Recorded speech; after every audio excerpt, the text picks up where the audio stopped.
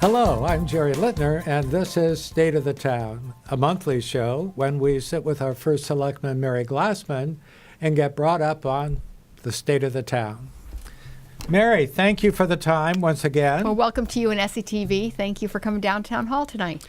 Maybe we should mention to the viewers, I'm going to have a brain freeze. There's so much stuff going on. There is. It's spring. I know, and it's like we usually, we have 2 or 3 things, and we run out of time anyhow. And now we got like lots of things popping here and there. So you'll just have to call Mary afterwards and say, well, what are the ones Jerry never got around to asking about? So let's see. Let's talk about one that someone was curious driving by at the farms. They saw a sign for a liquor permit. Now, I know we lost the guy who did have the restaurant and the golf club, but I thought he had a liquor permit. But yes, so it's spring. Happy spring. Happy spring. It's doesn't good to feel think like it doesn't. The warmth is coming. Okay. We are opening up. Simsbury Farms will be open, and the golf course will be open Saturday. Wow. So by the time this airs, come on down and play a little golf and eat in the restaurant. We were sorry, as you said, to see Attilio go. Yeah, the town Attilio's did good. negotiate a contract with Attilio. We offered him a renewal of his contract and met the terms that he was interested in, and he opted to leave and pursue other resources. He said you wanted too much money. No, we actually did negotiate a great contract, but he pursued other interests. We thank him for his service to us, and we did put the contract out to bid, and Manny Giannarakis, who runs Simsbury Pizza, is now the new operator of Simsbury Farms Restaurant, and we want to just welcome Where's Manny. Simsbury Pizza? Right in the plaza near Telmeadow Farm. Okay, yeah. So we're happy to have Neil Mario's Plaza, and we're happy to have Manny join us. Under state law, the permit is held by the concessionaire, so a new permit has to be issued. So hence the notification to the public that there'll be a new liquor permit issued. Now, will he be open when the golf course opens, but without the permit? We open on Saturday without the liquor permit, and then the liquor permit will come shortly after. So. Okay. Good. Hopefully, and we're excited to have him, and we think he'll do a great job for the town. Now, that's one spring thing. Now, and before we leave the golf course, just one thing to add. We offered, for the first time this year, military... We're never going to cover all of the points. Military discounts. This is important. As we head into Memorial Day, and we thank our service men and women who serve our community and serve our country. So active service. Active service military will be given a discount as a small way of our saying thanks. That's great. So. The... Spring, I began to see bikers on the road again. Bikes bring up some pluses, some minuses. The one that's controversial, and I think it's really a state issue, though, is about the single file thing. We could talk a little bit about that. And once again, I don't know if it's going to be as big as it was before, but isn't the National Bike something or other invading us at... Yes, so May is National Bike Month, and there's a group of volunteers led by Steve Mitchell, of course, who's an avid bicyclist, and Patty Jacobus, a Simsbury resident. They meet third Thursday at 10 o'clock in the morning at Simsbury Library to do all things bicycle. And one of the big promotions this year is Simsbury is celebrating May as a National Bike Month. So watch the news and watch the releases for information on Bike to School Day and Bike to Work Day and all kinds of speakers and giveaways and events throughout the month of May to really promote healthy lifestyles. Well, isn't there going to be something down on the boulevard, like around the Performing Arts Center? Like that one year, all of a sudden, all the tents were up, identical tents alike, and some huge bicycle tour came We're through. not having the bike tour come through again this year, but we have a number of events scheduled. The bicycle committee's meeting, if people are interested in attending, like I said, this month on Thursday, and they'll be announcing the events for the month of May. I will be hosting a Tour de Mary again. And it's a very Let's see easy... if she rides her own bike or if she does tandem again. No, I'm doing my own bike. A short ride from Town Hall, right after... from Town Hall to right the after Performing work, Arts Center? And around through our farms. It's a very short 5-mile loop, and we're happy to have you join us. So we'll get you out on a bike. Now, Jerry. is this going to be on May 5th? I think that date... I don't have the date yet set on that one. We're trying we to have work to with the calendar. rethink our bikes. You know, we had the 15-speed bikes, and actually somebody offered me, because they are Peugeots, but French made, which I think maybe they are again now, but there for a while they were really made in Asia somewhere. So somebody, when I took them in to have them revamped, this is like 10 years ago, offered me a lot of money just because they were like so rare. But they got some years on them. My wife and I gave these to one another the first Christmas of our marriage. So these are old almost antique. bikes. Well, Yeah. we'll have you. I hope you can join me on my ride. That would Okay, be now fun. we'll have to keep posting on that. Definitely. Yeah, I'll have probably get new tires. I don't know. We'll We'll get work you all on this. tuned up. Yeah, we'll work on this. Okay. Well, Simsbury Free Bike actually does do tune-ups for donation. Simsbury Free Bike, if you remember, is the Yeah. private nonprofit. Well, it's private; it's not town-run, but a nonprofit in town that offers free bikes for folks to ride. So they take donations. They will tune up your bike for a donation. how do you really promotes. get a hold of them to say, where do I bring my bike? They're on the Turn it web, Simsbury Free Bike, and they have an Simsbury Free office Bike, okay. below the old Andy's restaurant, right? Oh, I mean, the old Andy's supermarket, so you Okay. can find them there. Yeah. Actually, I ran into Andy the other day in town. So I said, when are you going to get this building, leased out? And so Hopefully I don't know. soon. Yeah. I felt like he was over. Well, he has some hopes. So Good. that would be good. Let's see. Another thing that I was curious about, and actually Althea's neighbor was curious about, Powder Forest, which initially I thought Powder Forest was going to be all office, like Office Park. And then I know they changed zoning on the part where they have, the senior, I think 4 neighborhoods. Right. But apparently now they're talking about maybe some cluster housing or... So a lot's happening in the development world, as we talked about. One of the things that is under construction, people will see, is Landworks has housing, both rental and condominium housing, going up near Millwright's restaurant, the old Hopbook restaurant. How many units are there? That's a big project. Yeah. We'll bring, I think there'll be about 200 units by the time it's completed. Wow, it looks like very even more than walkable, that. close to town. One of our first mixed-use developments, some housing, some retail, some restaurant and some business office. As part of that conversation, Landworks did acquire the Ensign Bickford Powder Forest undeveloped piece of the Powder Forest homes. And you're exactly right, Jerry. Originally, when the town approved it, many years ago, maybe 20, less than 20, but several years ago, there was restriction on the housing that could be built there. It had to be over 55. It had to have certain, not income restrictions, but it had to have sale restrictions. They had to have a certain percentage of the homes. 14 of the homes had to be lower priced than the remainder. And I think at that time... I don't think that ever happened. It did happen, and the developer... Lower priced by what, $1? Lower priced by a certain half a percentage. bedroom. It was an attempt to provide affordable housing without the income restriction. I think the developer originally thought that they wanted to keep a certain number of homes that were priced a little lower, so folks could afford to live there who may not be able to afford a full-priced unit. I'm going to go looking for those Landworks houses. approached the land use commissions that restricted the senior age 55 and older and asked for that restriction to be lifted. And the land use commissions did remove that restriction. They then had to come to the Board of Selectmen to remove the restriction on the housing piece that allowed the market rate, lower than market rate restriction on the 14 units. I felt that there was value to that and felt that the town should receive some compensation for removing the restriction. We gave the restriction, removal of the restriction on the 55 and older free to the developer. And, I thought that the town was giving something up of value and we should get something for value. It wasn't unanimous. Some folks on the Board of Selectmen wanted to give away that, that as a pro-business gesture. And we're certainly pro-business, but I thought in fairness there was some value. So the board did support my recommendation that we go back and try to come up with some value.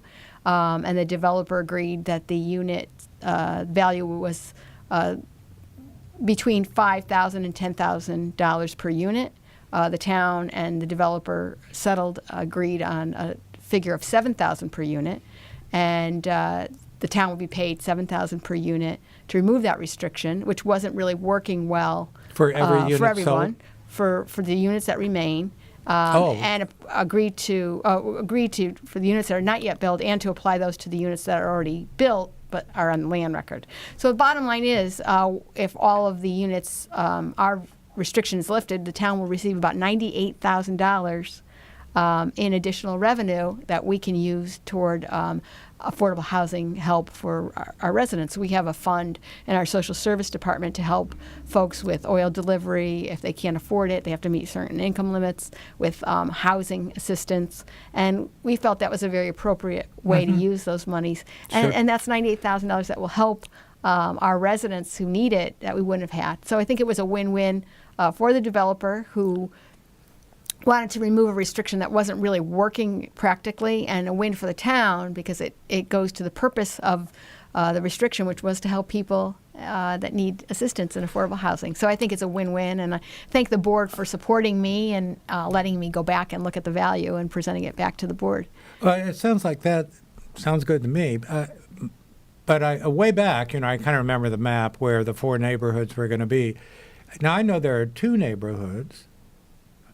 I don't know if there's a third. I noticed there's a sign outside. I think they're down to like 4 units left or something like that. So the already approved 55 and older development, there's some units still available in that portion of the development. And how many neighborhoods are there of that? I think the piece that Landworks acquired is the last piece. The last piece. Yes. Okay. So, the neighbors in Powder Forest supported the change, and so that was important to me to hear from the residents. And, we think we came up with a fair compromise that provides compensation to the town and helps the developer remove a restriction. So. And let's see, how about celebrating people who have given to the town? The chamber every year acknowledges people. Yes, it's spring, and it's a great time to thank all of our volunteers. And Althea's on camera, so thank you, Althea. And thank you, Althea. From SCTV. And we also take the time to work with the Chamber of Commerce every year to celebrate 3 people in our community, one from the business community, one from the public servant community, all of our volunteers and our folks who work so hard for us, and the Educator of the Year award. So the Chamber will be presenting the Educator of the Year, the Public Servant of the Year, and the Business Leader of the Year. And the winners are Tony Giorgio, who's a developer of Dorset Crossing. Yes, right. And did the Urgent Care Center. And in his former life worked for Griffin Land. Yeah, and then it was like Culbro Real Estate, or was it Griffin Land Real Estate? It was Griffin Land, then Culbro. And he's a PhD, and he's quite a guy. And he's very committed, and he also brought to us a developer who's looking to build, we've talked about this before, housing for multiple sclerosis assistance. So there'll be specially designed homes. And the developer did just recently get financing through the state Connecticut Housing Finance Authority. So we're thrilled about that. So congratulations to Tony. The Public Servant of the Year is our former state rep, Linda Schofield, who's being honored for her public service and all of the other things that she does and continues to do. One was the Art Walk last year, which raised money for the ABC House. And Linda chairs the ABC House along with Alyssa Cunningham, and they do a great job in bringing young men. It's just all male way of bringing scholarships and sending kids to our wonderful school system. And congratulations to Linda. Also, Ron Peralt will be retiring as Tooten Hills principal. Ron has been there for many, many years. He was our daughter's first principal when she started kindergarten. So we're really thrilled that Ron is getting this wonderful award on the eve of his retirement. So congratulations to all of them. And well-deserved by all. And I would guess, just knowing the quality of those people, they also view themselves as a symbol of all of the other people. I mean, this town is... It's so hard to really... pick, because there's so many people blessed. Who just naturally give and just enjoy doing that. And just a shameless plug, the flowers here are donated by Jane Coburn, and Jane is a longtime Simsbury resident and just a volunteer extraordinary in our beautification committee and garden club and making our town look great. So thanks to all And the of Drake those Hill folks. Flower Bridge. And the Drake Hill Flower Bridge. So. Okay, well, let's go back to the bikes a minute. And I'm going to express my opinion, which certainly doesn't have to be anybody else's. And while we have dust on our bikes now, we used to bike a lot. And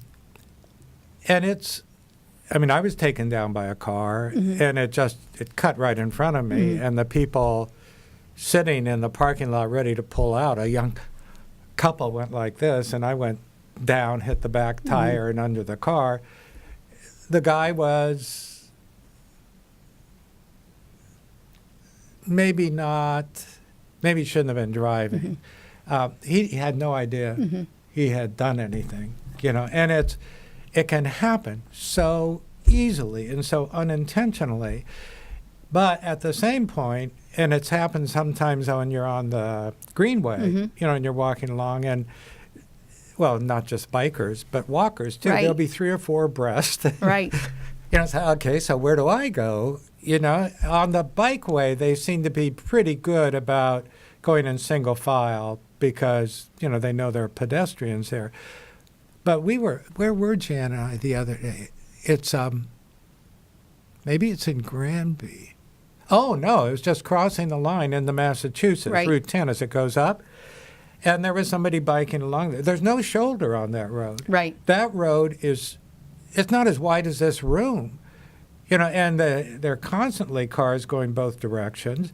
And it's like, well, what do you do? And to do the 3-foot allowance, Right. because there was no bike path or room or anything there, you had no option except just to sit and wait or crawl and wait until hopefully the traffic from the other way stopped. Yeah. And your other thing is, oh, well, it's not 3 feet, but it's close enough. If that person hits a rock or shakes a little bit. Right.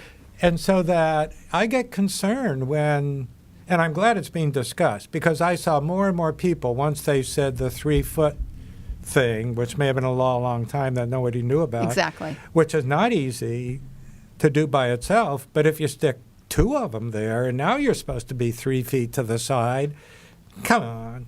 Okay, well, so and education, you're absolutely right. Safety of the bike riders and safety of the motorists is a top priority.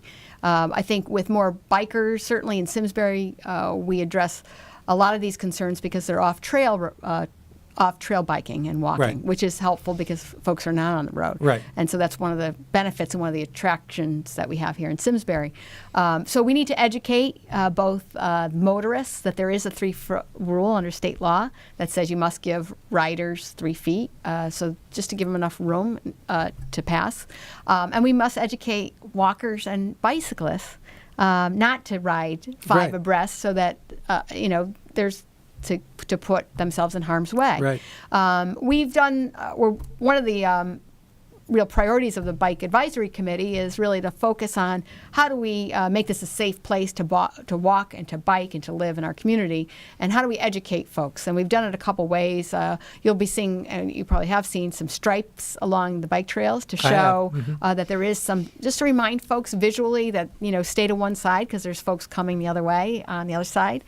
We've put up signs that are now being modeled all over the state, which says, cyclists must alert when passing. So you want some really etiquette of bicyclists to either beep or announce that they're passing on the left, so that not to startle walkers and not to create problems. No, but it does startle walkers because I rollerblade, and so you come up behind, Right. And you say, passing on the left. Right. You have to say it loud enough to be heard. They go, Right. ah! Right. So we're getting Turn better. around and give you this dirty look. I think what you can't do is legislate common sense. Yeah. So true. having a law that says you can't ride 5 across in the middle of a road is, to me, silly and unnecessary. I was quite frankly surprised that the bill was introduced. No one had ever contacted any of the town officials or the Farmington Valley Trails Council to say, do we need this bill or what can we do? So a little surprised when it came up, a little unnecessary, but as you said, it created some dialogue, created some conversation.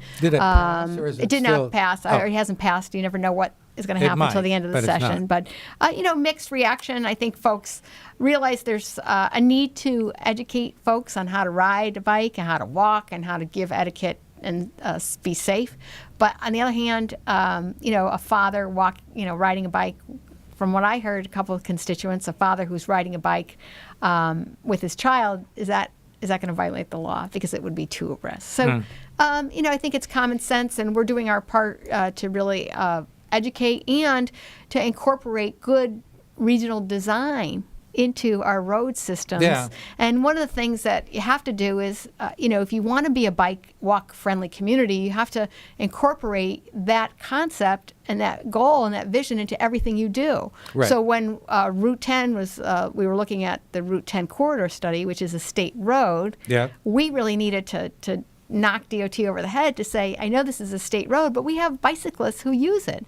And we were able to get a little wider of a shoulder added to Route 10 and add a bike lane or a bike in the striping a bike area.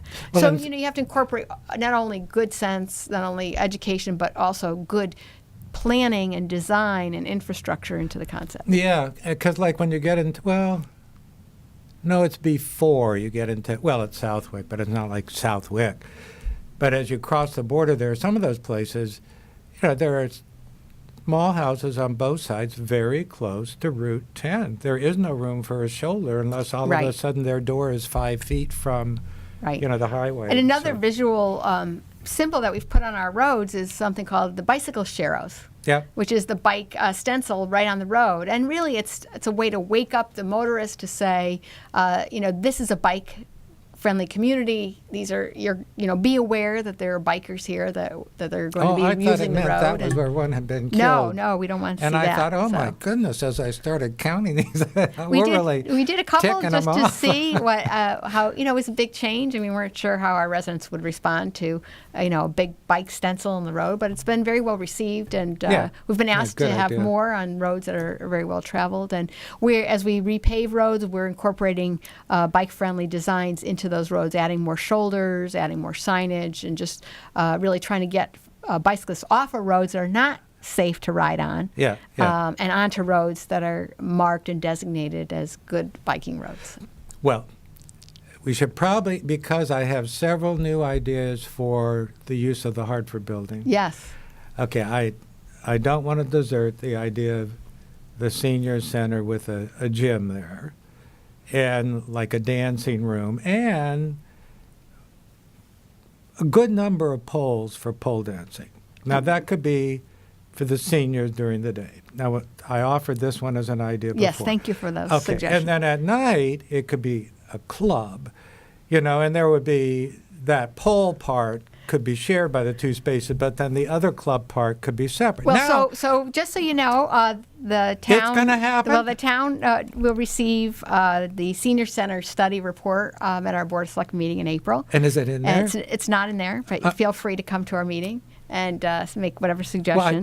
But we are looking at some sites, and maybe that I could help with that suggestion. Okay, my idea is expanded for the Hartford, see, because now a portion would be for that. Well, we can talk offline. Then we can have like a bike track in there for people who want to be in a very safe environment. And it's this bank track. Well, a couple other things. And it could be used for roller derby. Well, a couple other things. The Hartford is certainly a disappointment to us. We've tried to keep them in Simsbury, looked at all kind of options on incentives or infrastructure. And because the Hartford did build the Windsor facility, I believe it was, maybe 8 years ago or so, they are moving a lot of their resources over there. But they have partnered with the town. We did create a Hartford Advisory Committee, which will work with the Hartford to select a broker and market the facility. So we're being very aggressive in partnering with the Hartford and really, looking at ideas and looking for some way to incorporate the community to say, what should this building be used for? What should this, not only the building, but there's over 100 acres there as well. What could the site be used for? How would that impact the town? How would it impact the neighborhood? So we're looking at, and working with the Hartford to come up with some way to dialogue. And you are passing my ideas along. All ideas I receive will get passed along. Okay, great. Thank you very much. there are a couple other things we mentioned talking about. We've got like about a minute Okay, left. Is there something you want to hit on quick? Just to show you what my pin is. My Yes. pin is a jigsaw puzzle that was given to me at the beginning of April for Autism Awareness Month. The town of Simsbury has celebrated Autism Awareness Month for last 3 years. We do so by lighting Eno Memorial Hall with a blue light. So as folks drive by at night, you'll see Eno is lit blue, and it's to signify that we are supportive of children with autism. Shannon Knoll, our new selectman, brought this to us 3 years ago as a way to publicly symbolize our support for autism. Since Shannon joined the board, when we first started celebrating April as Autism Awareness Month, the statistics showed 1 in 88 children were diagnosed, and the new report just came out that 1 in 50 children are diagnosed as autistic. So it's really a public health crisis, and thanks to all the advocates and parents who are, and families that are really struggling to make sure that they get the services they need, and we here in the town of Simsbury support those families. Great. I'm glad we found time to fit Thank that you. one in. Thanks. Mary, Thanks for thank you. coming. And thank all of you. And we look forward to seeing you again next month on State of the Town.